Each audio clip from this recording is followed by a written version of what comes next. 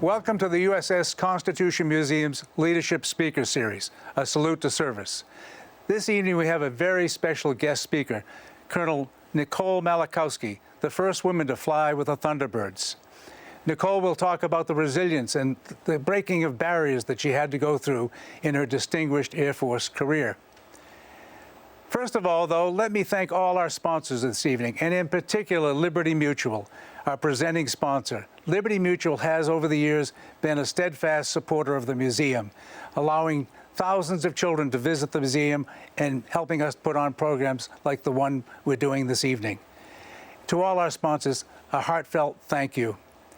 I'm also with Ann Grimes-Rand this evening, the president of the museum, and Bob Gerosa, the 74th in command of Constitution. I'm going to begin by talking with Ann about a few things she's been doing during this challenging pandemic time. Ann, nice to see you. I know you've been busy. Tell us what's been going on at the museum the last 8 months.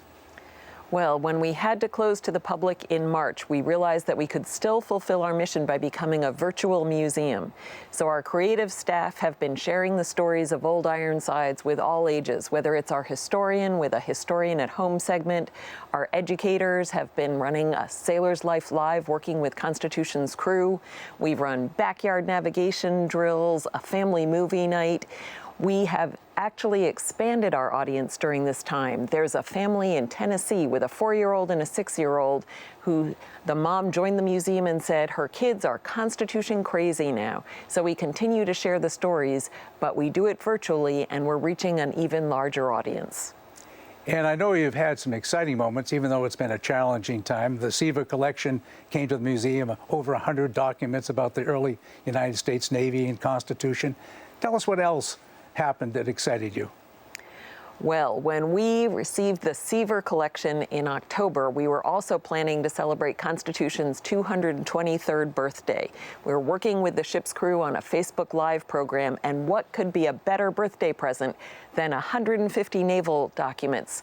So we lifted the lid on the box, looked inside, and saw 10 letters from Constitution's second captain. Silas Talbot was writing in the captain's cabin, writing back to the Secretary of the Navy.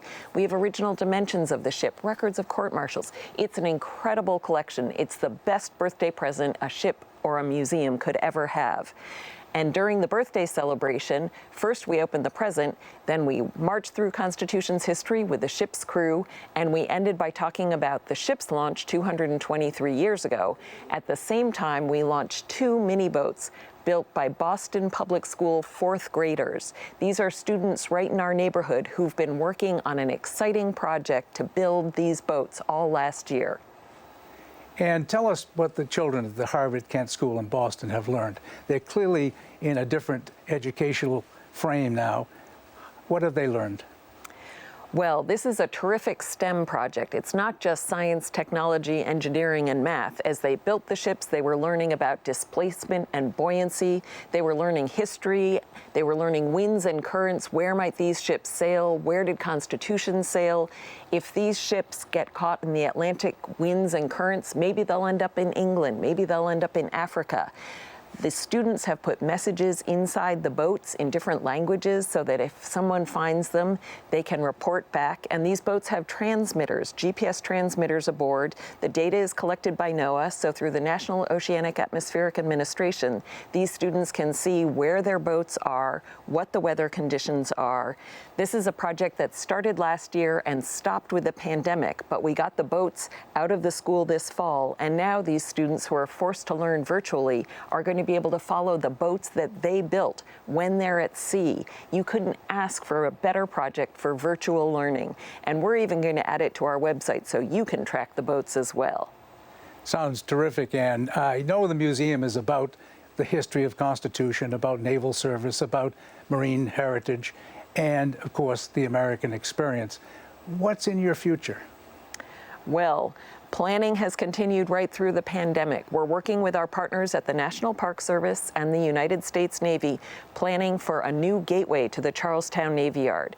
So when visitors come to Boston and walk the Freedom Trail, they learn about the American Revolution. When they come to the Navy Yard, we're going to move them forward through time, talk about how we first built a Navy, why Constitution was built, how she was designed, where she sailed, her undefeated career in the War of 1812.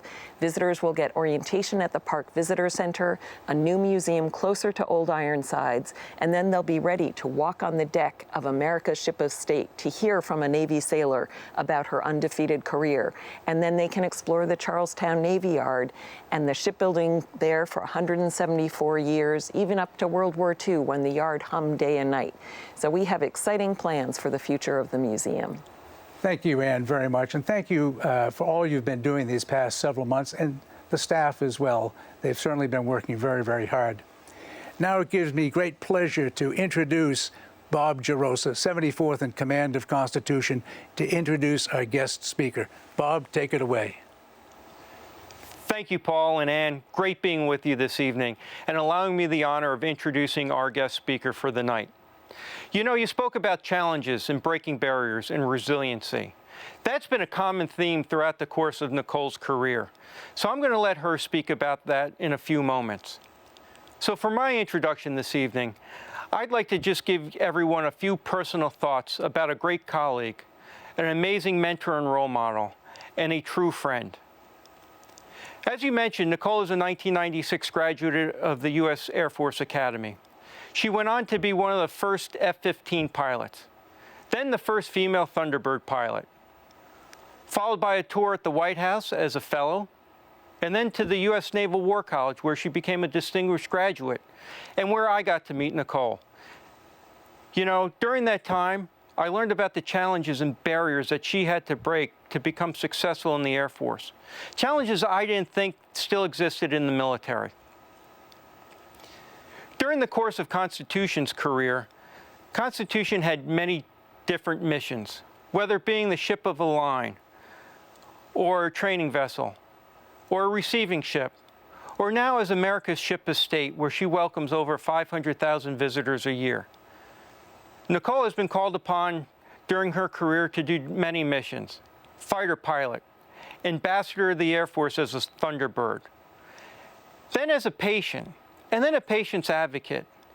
But the common theme of no matter what Nicole has been called upon to do, she has always thought about how can she make it better for the next person?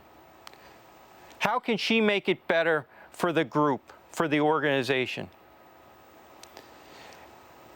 No matter whether she's briefing the President of the United States, or addressing a classroom of school children, or standing in front of a room full of CEOs of Fortune 500 companies, she has the ability to make each person in that room feel special, and that that person is the most important person at that time. That is truly a gift. And I don't know what is tougher, whether flying at 500 miles an hour, no more than 3 feet from the next wingtip, or standing in front of a room full of 1,000 people with all eyes on you. She does it with equal aplomb. So without further ado, it's my honor and privilege to introduce our guest speaker, Colonel Nicole Malachowski, U.S. Air Force. Well, thank you so much, Bob, for such a generous introduction. You know, I hope you realize it means so much to me that you would do that and you would be here tonight, because the friendship of you, Michelle, and your children means a lot to me and my family. And as you know, you helped me and my family through one of the most difficult times in our lives. So it's amazing to reconnect with you here tonight. Lots of other people we certainly need to thank. I mean, first and foremost, of course, Paul and Ann, for your dedication to the museum and your leadership, and for making sure that this museum can be enjoyed for generations to come. Thank you for your support of all of our women and men in uniform. I also want to thank my friend Dennis Langwell, who I know was the catalyst for me being here this evening. It's been a joy to get to know you, sir, and thank you also for your dedication to our service members. I think most importantly, at least in my eyes, I want to thank the crew of the USS Constitution. You really are the best of what the greatest Navy in the world has to offer. And thank you so much for preserving this naval tradition. I think you guys are absolutely amazing. And thanks to all of you who are joining us, right? Your generosity and support of the USS Constitution Museum means everything. And it means that old Ironsides will be around to inspire generations to come. So thank you so much. It's really an honor to be here. It's a pleasant surprise for sure. I want to be sure to let you know that, I accept this recognition tonight on behalf of the more than 2 million veterans who are currently living with service-connected disabilities. And I hope that we can keep them in our thoughts as we go through our discussions and our talks this evening. And I thank you, obviously, for supporting me in that.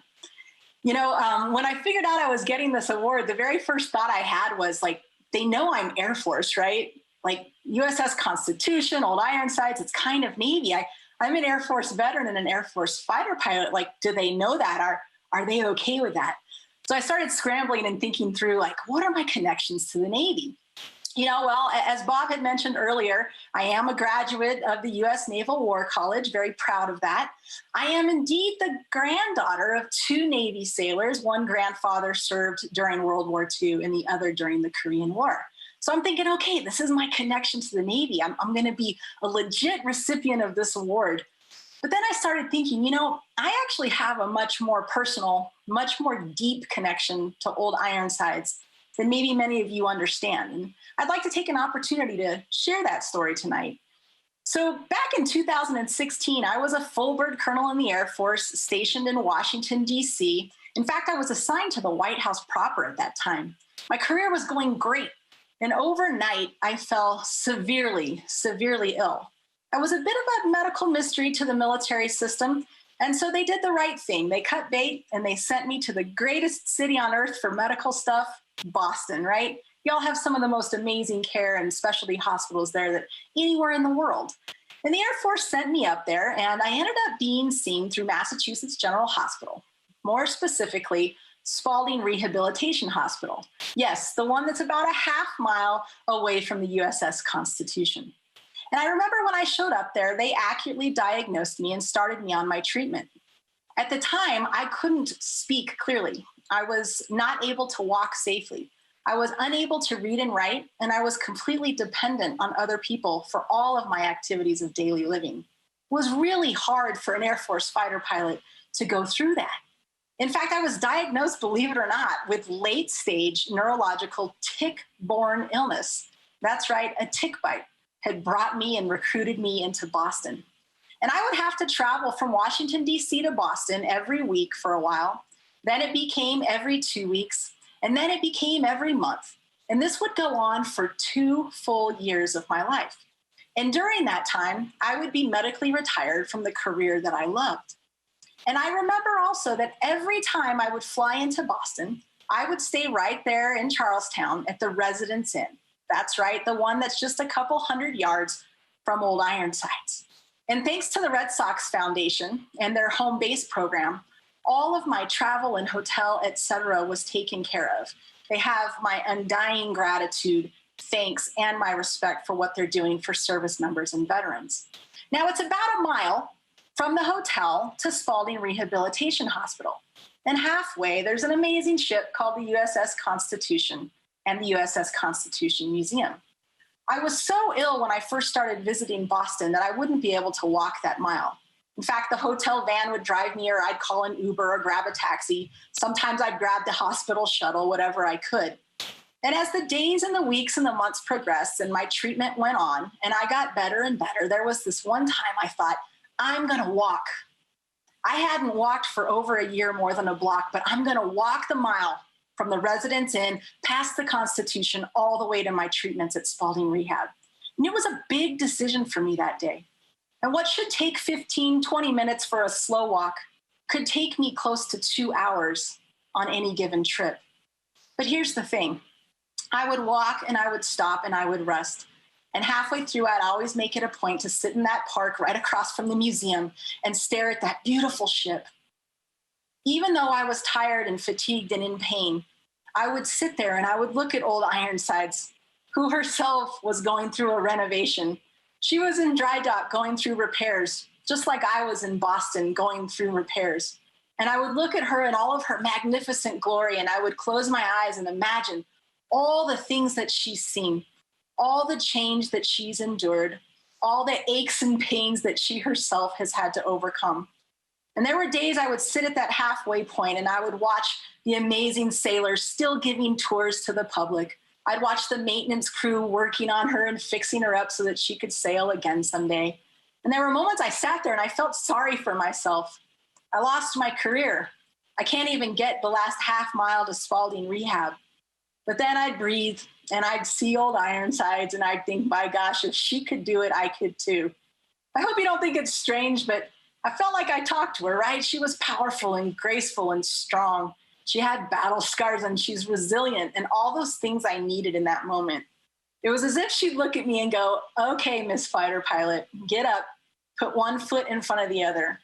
And she would urge me on and encourage me to make it that last half mile to Spalding rehab. And over as the months went by and my visits would come and go, I would see her twice a day as I trudged up to Spalding rehab and then tiredly made my way back to the hotel at the end of the day. Old Ironsides was my companion. She was my companion during the absolute most difficult time in my life. And she absolutely is symbolic of resilience. She absolutely modeled the behavior I needed in order to get through that. And I think about this idea of resilience and I go, wow, old Ironsides taught me a lesson and helped me through tough times. And sometimes, you're right, as a fighter pilot, I also learned lessons of resilience. And I wanted to share just maybe one of those with you tonight. I'm not a sailor, but I am a pilot, so you'll forgive me this flying kind of analogy here.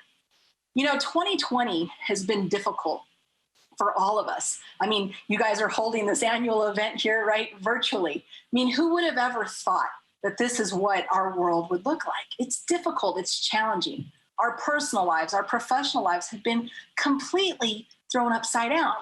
It's like rough seas, or as a pilot would say, it's like turbulent air. What's really funny about turbulence to me is we always know as pilots when the environment is ripe for turbulence, right? We know when the atmospherics are kind of saying, yeah, it might be a turbulent day. But with turbulence, you never know exactly where it's going to happen, how severe it's going to be, or how long that turbulence is going to last. Does that sound a little bit like, I don't know, everything we're experiencing in 2020?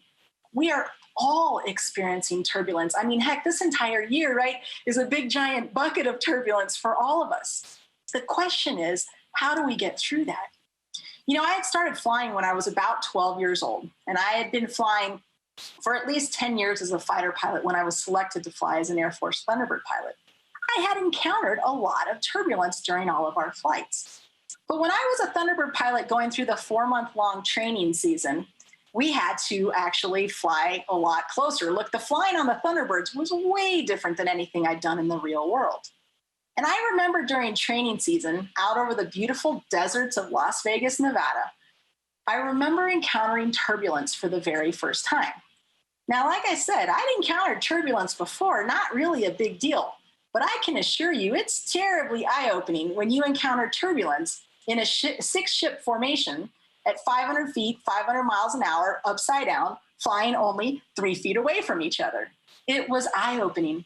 And I remember we were coming through on a diamond pass that very first time I encountered turbulence as a Thunderbird. And I was shocked by it, right? It startled me, to be honest. And I did what I instinctually wanted to do as a pilot. I gripped the stick really, really hard because I wanted to control the turbulence. I wanted to fight to stay in position. But for those of you who are pilots, and I suspect it's the same if you're captaining a ship, right, is that the more that I would fight the turbulence, I would try to react to each bump along the way. The problem is that each time you do that, the next move needs to get bigger and bigger until you get into something called a PIO, or a pilot-induced oscillation. It makes for a really ugly air show. It's terribly inefficient. And what I was doing at the time, it could be downright dangerous. But that was my instinct to grip the stick. It was my instinct to fight the turbulence. I find it interesting, right? Because isn't that our instinct as human beings? When change and turbulence and challenges and adversity comes along, we try to fight the change. We try to make things happen. We try to react to each and every bump along the way when those things are actually out of our control. And I remember landing from that first turbulence sortie and just feeling really bad about myself as a pilot. And we got into the debrief, and I remember the most experienced pilot on the team, the instructor pilot. He says to me, Nicole, what were you doing out there?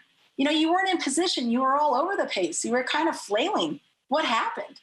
I said, man, didn't you feel that turbulence? It really startled me. I was fighting as much as I could to stay in position. And he looked at me, and I'll never forget this. He looked at me and he chuckled. He literally laughed at me. He said, oh, Nicole, we forgot to tell you the secret. I said, the secret to what? He says, we forgot to tell you the secret for staying in position when you encounter turbulence. Would you like to know the secret? And I'm sitting there thinking, yeah, man, like I'd love to know the secret. That's information I could have used yesterday. He says, here's the secret to staying in position, to moving forward whenever you encounter turbulence. He says, we promise each other as a team, no matter what position you're flying in, no matter what formation we're flying, no matter what maneuver we're about to do, it doesn't matter. The second you feel turbulence in your own jet, we promise each other that we will loosen our grip. He says you have to loosen your grip to get through turbulence. And I thought to myself, that's nuts. That's the opposite of my instinct as a pilot. And isn't it the opposite of our instincts as human beings? As we handle changes, as we handle the turbulence of 2020, as we take adversity head on, sometimes we want to try to control those things that are out of our control. And it's inefficient. It becomes a waste of your limited time, talent, and treasure. And so I remember taking his words to heart, loosen your grip, and we went out the next day. The environment was again ripe for turbulence. And I remember flying, and of course, boom, we hit it again, that little pocket of turbulence. And my instinct was to grip the stick, but I thought, don't do it, Nicole. They said to loosen your grip, and Steve Horton was his name. He was like the Yoda of the team. So I'm like, loosen your grip. And I let go with 1, 2, 3 fingers, and I flew the jet just like this, with just 2 fingers. And guess what happened?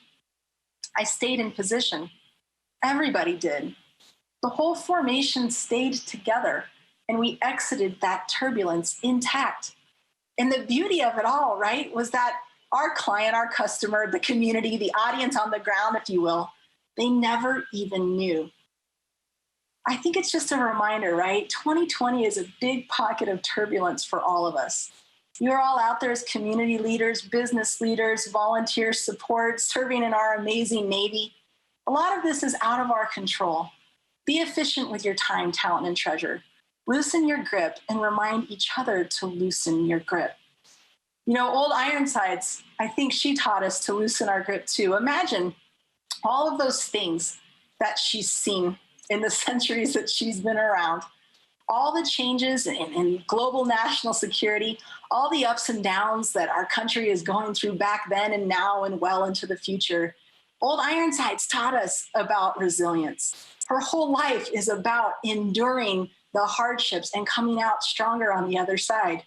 You know, old Ironsides and I both went through dry dock, if you will, together. And it was a crucible experience. And when we go through crucible experiences like 2020, we are going to be shaped and formed in a different way. And I firmly believe that it's going to be always to the stronger and to the better.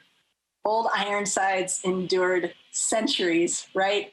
Just tons of change and tons of turbulence and tons of rough seas. And just like she served as a model of behavior and a symbol to me during my rough times, I hope she serves as that same model to all of us as we get through 2020.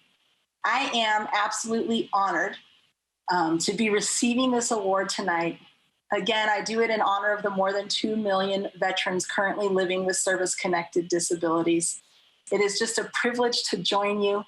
May old Ironsides live on for generations to come and inspire generations in front of us.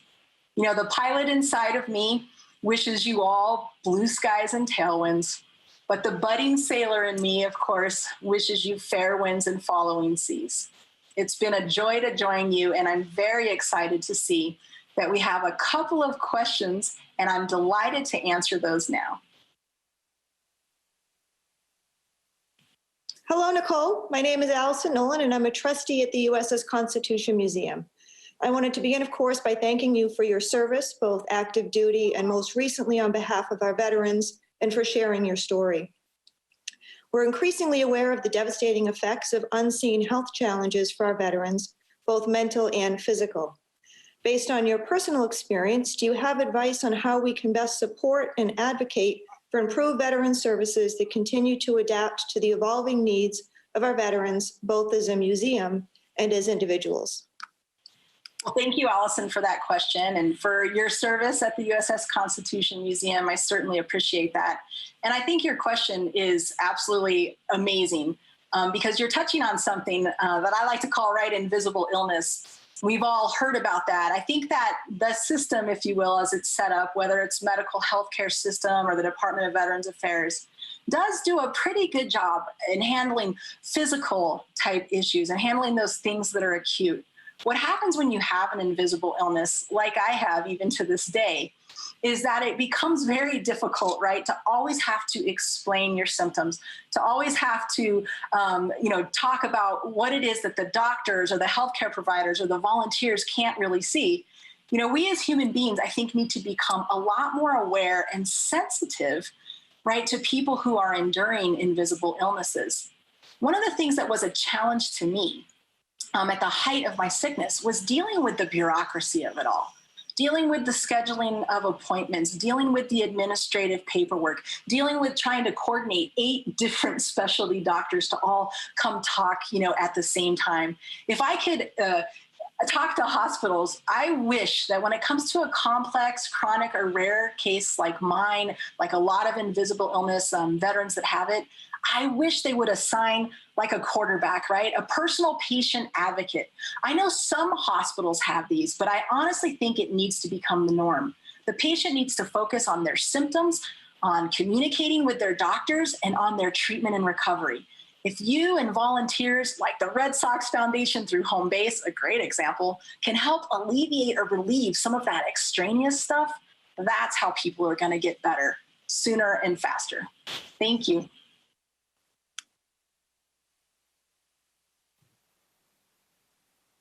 Nicole, hello. How you doing? Hello, how are you? Doing good. Thank you for sharing your wonderful story. I'm a Navy veteran and a longtime friend and supporter of the Constitution Museum. Thank you also for being a role model for service members near and far and sharing your story again with us. I'm really interested in your flight career, and I do wonder what type of aircraft would you like to be flying today if you were still up in the air? Oh, wow. Thank you for that question, John, and letting me wax nostalgic a little bit here. First of all, thank you for your service as well. I certainly honor and appreciate that. I got to fly several different aircraft across my career. And the fact is I'm biased, right? My first love is the F-15E Strike Eagle. And that's the aircraft I flew in 3 operational F-15E squadrons. I commanded a squadron of F-15E aircraft. But more importantly, the Strike Eagle was my warhorse, right? I mean, she's what I rode safely in and out of battle more times than I can count. And even though I got a chance to fly the amazing, F-16, I'll have to tell you, I would go to an F-15E Strike Eagle any day. Now, as I look at this next generation of fighters, there's something pretty cool about the F-22 and the fact that it has thrust vectoring. I would love to just go out there and mess around with thrust vectoring just to see what it feels like. But the beauty of it is I'm 46, my bones don't work as right. I'm passing the torch, of course, to the next generation of Air Force fighter pilots. Thank you. Hi, ma'am. My name is AWS-1 Charles Hardman, current crew member here on board USS Constitution. And I myself am an aviator, but I fly on helicopters. So my question to you was, did you ever think about or was there ever a chance for you to become a helicopter pilot, vice a jet pilot? That's an amazing question. First of all, Charles, thank you for your service. And thank you for everything you're doing as a crewman on the USS Constitution. I really appreciate that. I'm glad that you also get to get out there and touch the blue skies flying on those helicopters.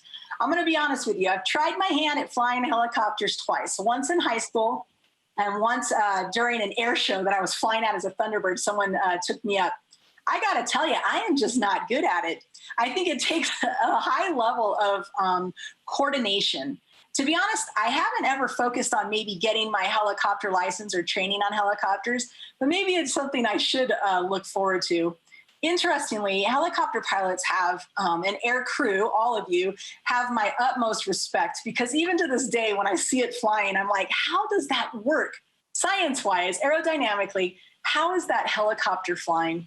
It takes a ton of coordination to handle those aircraft.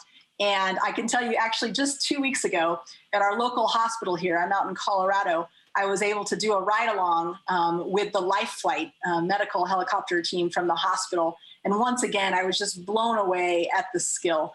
So I just, maybe it's something I need to try to go do again, Charles. Maybe I shouldn't give up on that dream, and maybe I should try to up my game a little bit, but go fly one for me, okay?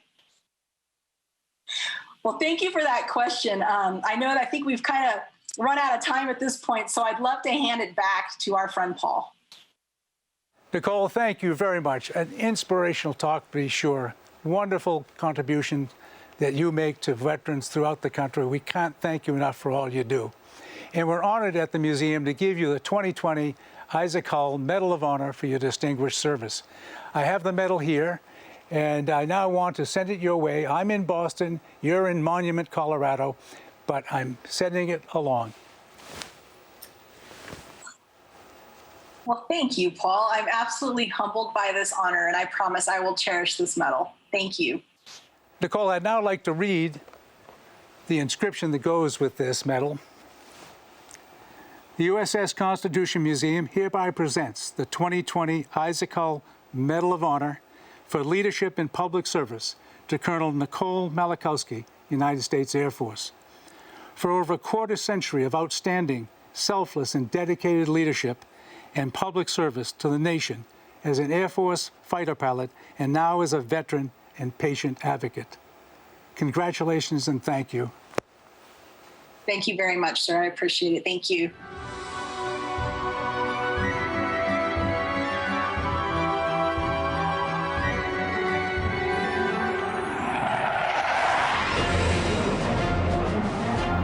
Let's all stand and toast Nicole.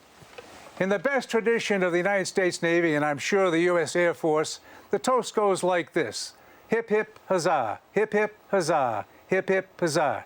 Now on the count of 3. 1, 2, 3. Hip, hip, huzzah. Huzzah! Hip, hip, huzzah. Hip, hip, huzzah.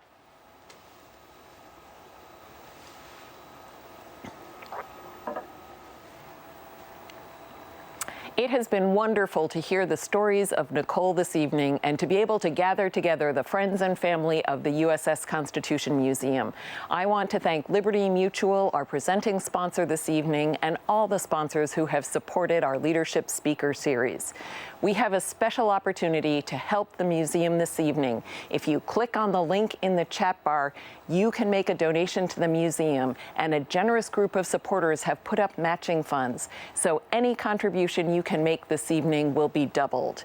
We know that these are challenging times. We know it'll be a challenging year ahead, but we know that with your support, the USS Constitution Museum will be able to sail ahead through these choppy waters and make it to safe harbor.